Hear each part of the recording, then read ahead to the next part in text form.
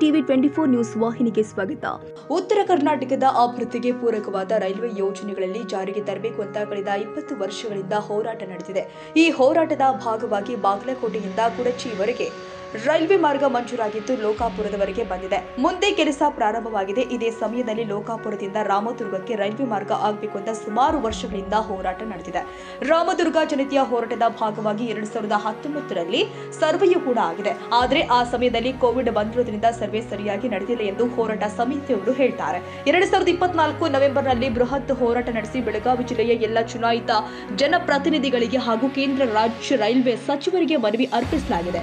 ಬೆಳಗಾವಿ ಕ್ಷೇತ್ರದ ಸಂಸದರು ಆದ ಶ್ರೀ ಜಗದೀಶ್ ಶೆಟ್ಟರ್ ಇವರಿಗೆ ಲೋಕಾಪುರದಿಂದ ಧಾರವಾಡಕ್ಕೆ ಏಕೆ ರೈಲ್ವೆ ಮಾರ್ಗ ಮಾಡಬೇಕು ಅಂತ ವಿವರವಾದ ಮಾಹಿತಿ ಕೊಟ್ಟು ಗಮನ ಸೆಳೆದಾಗ ಸಂಸದರು ರಾಜ್ಯ ರೈಲ್ವೆ ಸಚಿವರಿಗೆ ಹಾಗೂ ರಾಜ್ಯಸಭಾ ಸದಸ್ಯರಾದ ಶ್ರೀ ಈರಣ್ಣ ಕಡಾಡಿ ಅವರಿಗೆ ಕರೆದುಕೊಂಡು ಕೇಂದ್ರ ರೈಲ್ವೆ ಸಚಿವರಿಗೆ ಭೇಟಿಯಾಗಿ ಬೆಳಗಾವಿ ಜಿಲ್ಲೆಯ ರಾಮದುರ್ಗ, ಶಿರಸಂಗಿ, ಸವದತ್ತಿ ಯಲ್ಲಮ್ಮ ದೇವಸ್ಥಾನಗಳಿಗೆ ಬರುವ ಜನರ ಹಾಗೂ ಪ್ರವಾಸಿ ತಾಣದ ಬಗ್ಗೆ ಪ್ರಮುಖವಾಗಿ ಶಬರಿಕೊಳ್ಳ ಕುರಿತು ಹೇಳಿ ಒತ್ತಾಯಿಸಿದಾಗ ಸಾಮಾನ್ಯ ಸಮೀಕ್ಷೆಗೆ ಪುನರ್ ಪರಿಶೀಲನೆ ಮಾಡಬೇಕು ಅಂತ ಕೇಂದ್ರ ರೈಲ್ವೆ ಸಚಿವರು ಆದ ಶ್ರೀ ಅಶ್ವಿನ್ ವೈಷ್ಣವ್ ಇವರು ನಿರ್ದೇಶನ ಕೊಟ್ಟಿದ್ದಾರೆ.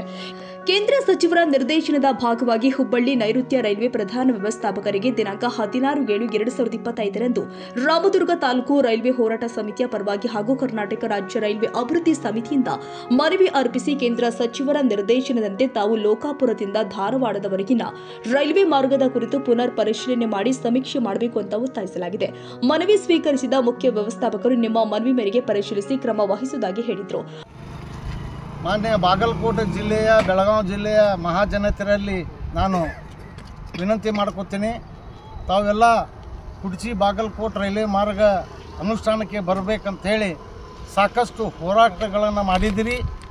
ನಾ ಹೋರಾಟ ಮಾಡುವಾಗ ತನ್ನ ಮನ ಧನದಿಂದ ಸಂಪೂರ್ಣ ನೀವು ಬೆಂಬಲ ಕೊಟ್ಟಿದ್ದೀರಿ.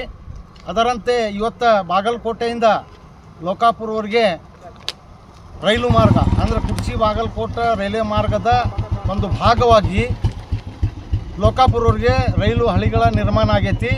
ಆ ಪ್ರಯುಕ್ತ ನಾವು ಮಾನ್ಯ ವಿ ಸೋಮಣ್ಣ ಅವ್ರಿಗೆ ಕಳೆದ ಒಂದು ರೈಲು ನಿಲ್ದಾಣ ಉದ್ಘಾಟನೆ ಸಮಾರಂಭಕ್ಕೆ ಬಂದಾಗ ನೀವು ಲೋಕಾಪುರಕ್ಕೆ ರೈಲು ಪ್ರಾರಂಭ ಮಾಡಿರಿ ಅಂಥೇಳಿ ನಾವು ಅವ್ರಿಗೆ ಮನವಿಯನ್ನು ಮಾಡ್ಕೊಂಡಿದ್ದೆವು. ಅದರಂತೆ ಇವತ್ತು ಮಾನ್ಯ ಜನರಲ್ ಮ್ಯಾನೇಜರ್ ನೈಋತ್ಯ ರೈಲ್ವೆ ಹುಬ್ಬಳ್ಳಿ ಇವರಿಗೆ ಇವರು ಇಲಾಖೆಯಿಂದ ಅಧಿಕೃತವಾಗಿ ಲೋಕಾಪುರವ್ರಿಗೆ ರೈಲು ಗಾಡಿ ಯಾವಾಗ ಪ್ರಾರಂಭ ಮಾಡ್ತೀರಿ ಅಂಥೇಳಿ ಇವತ್ತು ನಾವು ಒತ್ತಡ ಹಾಕಿದ್ದೀವಿ. ಅತಿ ಶೀಘ್ರದಲ್ಲಿ ರೈಲ್ವೆ ಮಂತ್ರಿಗಳ ಒಂದು ಡೇಟ್ ತಗೊಂಡು ಉದ್ಘಾಟನೆ ಮಾಡೋಕ್ಕೆ ಅವರು ಸಮಯ ಕೊಡ್ತಾ ಇಲ್ಲ, ನಾವು ಮಾಡ್ತೀವಿ ಅನ್ನುವಂಥ ಭರವಸೆಯನ್ನು ಈ ಸಂದರ್ಭದೊಳಗೆ ಅವರು ಕೊಟ್ಟಾರ. ಅದರಂತೆ ಬಾಗಲಕೋಟೆ ರೈಲು ನಿಲ್ದಾಣ ಅಮೃತ ಭಾರತ ರೈಲು ನಿಲ್ದಾಣದ ಅಡಿಯಲ್ಲಿ ಯೋಜನೆ ಅಡಿಯಲ್ಲಿ ಆಗೈತಿ. ಅಲ್ಲೇ ಸರಿಯಾಗಿ ಆ ಯೋಜನೆಗೆ ಅನುಗುಣವಾಗಿ ಏನು ಸಾರ್ವಜನಿಕ ಸೌಲಭ್ಯ ಸಿಗಬೇಕಾಗಿತ್ತು ಅದು ಸಿಕ್ಕಿಲ್ಲ. ಅದನ್ನು ಮಾಡಿಕೊಡ್ತೀನಂತೂ ಕೂಡ ಜನರಲ್ ಮ್ಯಾನೇಜರ್ ಹೇಳ್ಯಾರ. ಅದರಂತೆ ಡಬಲಿಂಗ್ ಅಂದರೆ ಗದಗ ಟು ಹುಟ್ಟಿಗಿ ಟೋಟಲ್ 299 ಕಿಲೋಮೀಟರ್, ಅದರೊಳಗೆ 35 ಕಿಲೋಮೀಟರ್ ಇನ್ನೂ ಡಬಲಿಂಗ್ ಆಗುವ ಒಂದು ಉಳಿದೈತಿ. ಅದನ್ನು ಕೂಡ ಡಬಲಿಂಗದ ಪೂರ್ಣಗೊಳಿಸಿ ಅದಕ್ಕೆ ವಿದ್ಯುತ್ಕರಣ ಜೋಡಿಸಿ ಒಂದೇ ಭಾರತ ರೈಲನ್ನು ಬಾಗಲಕೋಟೆ, ಬಿಜಾಪುರ, ಗದಗ ಭಾಗದೊಳಗೆ ಓಡಾಡಿಸ್ಬೇಕು ಅಂಥೇಳಿ ನಾವು ಒತ್ತಾಯ ಮಾಡಿದಾಗ ಅದನ್ನು ಕೂಡ ಅವರು ಮಾಡುವ ಪ್ರಯತ್ನ ನಾನು ಮಾಡ್ತೀನಿ ಅಂಥೇಳಿ ಒಪ್ಕೊಂಡಾರ. ಅದರಂತೆ ಮತ್ತು ಬೇರೆ ಬೇರೆ ನಾವು ಮನವಿ ಒಳಗೆ ಬೇರೆ ಬೇರೆ ವಿಷಯಗಳನ್ನು ಅಂದರೆ ಬೇರೆ ಬೇರೆ ಗಾಡಿ, ದಿಲ್ಲಿ ಗಾಡಿ ಇರ್ಬೋದು, ಬಿಕಾನೇರ್ ಗಾಡಿ ಇರ್ಬೋದು, ಅದು ಸಾಪ್ತಾಹಿಕದ ಶಿರಡಿ ಸಾಯಿಬಾಬಾ ಗಾಡಿ ಇರ್ಬೋದು, ಸಾಪ್ತಾಹಿಕ ಐತಿ. ಅದನ್ನು ನಾವು ದಿನನಿತ್ಯ ಪ್ರಾರಂಭ ಮಾಡಬೇಕಂತೇಳಿ ಮಾನ್ಯ ಜನರಲ್ ಮ್ಯಾನೇಜರ್ ಅವರಿಗೆ ಮನವಿ ಮಾಡಿಕೊಂಡು ಒತ್ತಾಯ ಮಾಡಿವಿ. ಅದಕ್ಕೂ ಕೂಡ ನಾವು ಹೆಚ್ಚಿನ ಪ್ರಮಾಣದೊಳಗೆ 1 ದಿವಸ ಐತಿ, 2 ದಿವಸ, 3 ದಿವಸ ನಾವು ಹೆಚ್ಚು ಓಡಿಸುವಂಗೆ ನಾವು ಕ್ರಮ ತಗೊಂಡ್ಕೊಳ್ತೀವಿ ಅಂಥೇಳಿ ಮಾನ್ಯ ಜನರಲ್ ಮ್ಯಾನೇಜರ್ ಹೇಳ್ಯಾರ. ಅದಕ್ಕೆ ಮಾನ್ಯ general manager south western railway ಅವರಿಗೆ ನಾವು ರೈಲ್ವೆ ಹೋರಾಟ ಸಮಿತಿಯ ಪರವಾಗಿ, ರೈಲ್ವೆ ಉಪಯೋಗದಾರರ ಪರವಾಗಿ ಅನಂತ ಧನ್ಯವಾದಗಳನ್ನು ಹೇಳ್ತೀನಿ. ನಾನು ಕುತುಬುದ್ದೀನ್ ಕಾಜಿ. ನಮಸ್ಕಾರ. ಏನು ಮನವಿ ಏನು ನೀಡಿದ್ರಿ? ಉತ್ತರ ಕರ್ನಾಟಕದ ಅಭಿವೃದ್ಧಿಯ ಭಾಗವಾಗಿ ರೈಲ್ವೆ ಅಭಿವೃದ್ಧಿ ಆಗಲೇಬೇಕಾಗಿದೆ.